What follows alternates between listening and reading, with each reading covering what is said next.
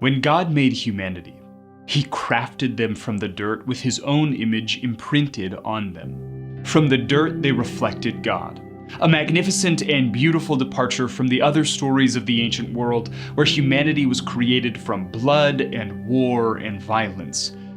But these dirt creatures, they were not immune to hatred or hubris. You see, the story goes that these same dirt creatures that were created by God sought to overthrow their cosmic king by making a tower that would reach to the heavens. But then once there, who knows? Maybe they would shove him from his dais and take the throne for themselves. But we don't know. Because before they could reach the heavens, God scatters them across the face of the earth, their tower crumbling into the dirt as their languages, heritages, and cultures divide. There, God gives them over to their passions, lesser gods. He sets over the divided peoples Elohim to rule the nations. He chose one nation, however, to ensure that all tribes, tongues, and peoples would one day come back under His rule and His rule alone.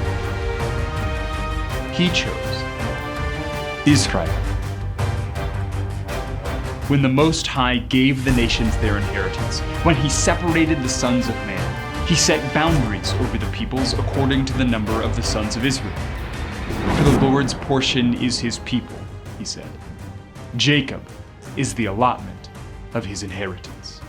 So begins the cosmic war of holy dirt, as the God of the universe blazes a path forward for the redemption to all nations, to reclaim all of the earth as holy ground. But for now, in the humble dirt off of the eastern basin of the Mediterranean, the nation of Israel constitutes the breadth of God's holy ground. There was a man who knew this. He was a leprous pagan, commander of the Syrian army, and his name was Naaman.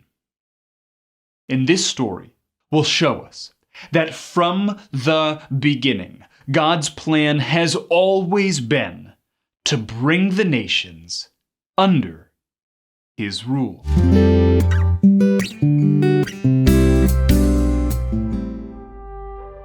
We meet Naaman as he's coming back from a military conquest in Israel. One of his troops had taken a young Israelite girl captive and held her as a servant for Naaman's wife, who was rightly distraught over her husband's skin disease. Well, the Israelite servant girl knew the power of the God that she served. She suggested that Naaman see the great and mighty prophet Elisha back in her home country of Israel. So Naaman went and told his master, the king, what the girl from the land of Israel had said.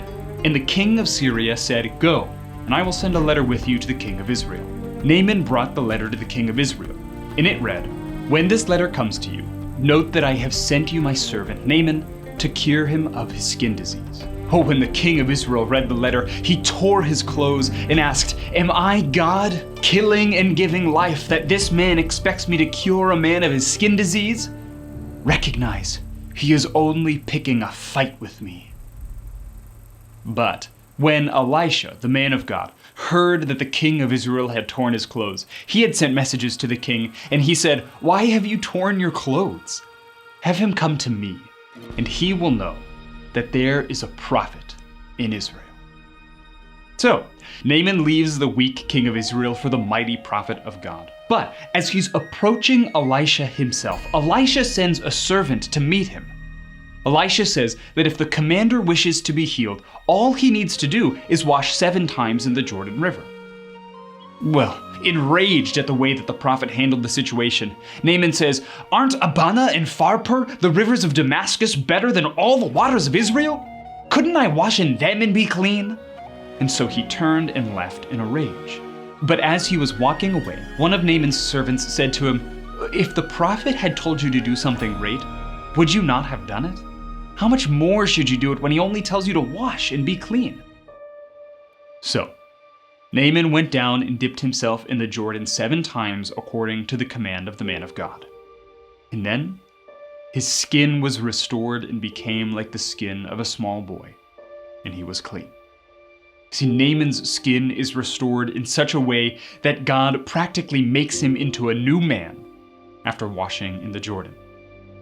Overwhelmed by the healing, Naaman declares, "Now I know that there is no God in the whole world except in Israel." He begs Elisha to give him the very ground he stands on, the very dirt of Israel, declaring that he will no longer offer a burnt offering or a sacrifice to any other god but the Lord. And he assumes that the holy ground of Israel is the only dirt worthy of worshiping God upon. And since Naaman cannot stay in Israel, he must settle for taking Israel with him. He goes away with 2 mules, packing the holy ground of Israel. The significance of this moment cannot be understated, even though it's a little silly. You see, Leviticus reminds us of the severity of these kinds of skin diseases. Leviticus proclaims in many ways throughout the book that those with leprosy are quite literally outcasts, cast out from the congregation of Israel and not allowed to worship in the temple. Lepers are not allowed in the presence of God, right? Well, contrary to what you might expect, there is not a single law in the Bible about healing lepers. There's a lot of laws, sure, about lepers who are not healed, but there's no laws about prohibiting a leper to be healed. You see, Naaman is the outcast who is brought into God's presence and healed by his mercy, exactly like the nations of the world. You see, this story is the reversal. The reversal of God giving away the nations to their passions, to lesser gods. You see, God will redeem his people without a doubt. God will be the king of all people, of all tribes, tongues, and nations, even if it just starts out as just 2 mounds of dirt. God will make the holy grounds of Israel cover the face of the earth, redeeming it back for himself. You see, much like the story of Jonah, what we see forming as this tale progresses is a wave of unexpected people trusting in the name of the Lord. The captive servant girl, the mighty leprous general, the pagan atheist king, they have come to believe that God can heal a man with a skin disease through his kingdom come here on earth. The nation that you are born into, this story reveals quite clearly, will be a matter of little importance in the kingdom of God. Whether you will cause chaos in the kingdom of God depends entirely on your disposition toward this God and not your birth status. Which is why this story concludes when Elisha's servant Gehazi runs to meet Naaman on the road and tricks him into giving him some coins. And it's then when Elisha curses the Israelite Gehazi, though he heals the pagan general, Naaman. Naaman is held up as this shining example of God's determined plan in redeeming creation back to himself, in bringing the outsiders into the fold, but also a shining example in the unexpected ways in which God will bring this reversal about. You see, Jesus himself even holds up Naaman the Syrian as the example of this reversal in Luke's gospel. Luke records Jesus saying this in the middle of a synagogue service after he stood up and revealed himself as the Messiah. Jesus claims that God chose Naaman the Syrian out of the lepers of the time to prove a point, and the point is this: the faithfulness of Israel will be found in the nations if Israel does not want to accept God.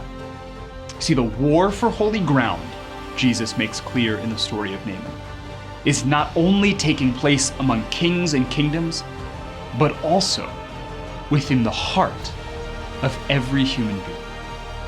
And so it is very good news that we see Naaman healed and bring back the holy ground of Israel. Because that tells us that not only is God winning the war of holy ground among kings and kingdoms, but God will win the war of holy ground in the human heart as well, bringing back to himself all peoples, nations, and kingdoms. Thanks so much. This was Bible Unbound. We'll see you next time.